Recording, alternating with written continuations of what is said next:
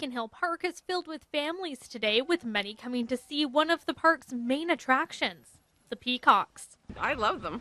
Beautiful, manicured, very nice.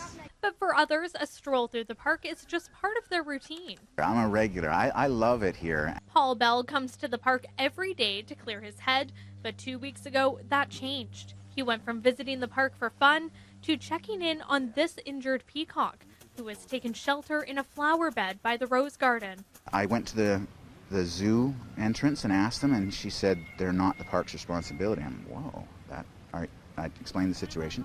I then called City Hall and spoke at the Parks Department, and I spoke with a D, and she was saying the same thing. He then called the BC SPCA and Wild Ark in hopes someone would respond to the limping bird, but was told it wasn't in Wild Ark's jurisdiction, as peacocks within Beacon Hill Park aren't considered wildlife.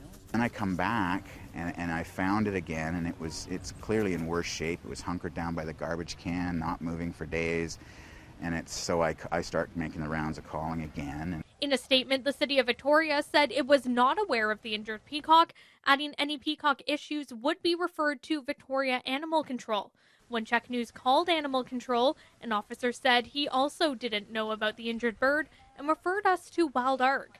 The BC SPCA has not responded to requests for comment, but Bell says there is an investigation file open for the bird. He just hopes someone will give the peacock medical attention soon. And so it's found a little spot where it can kind of have some respite, but it needs help. It really does. We can't leave it like this. Bell says he will be checking in on this limping peacock every day and will keep calling for help until someone is able to respond.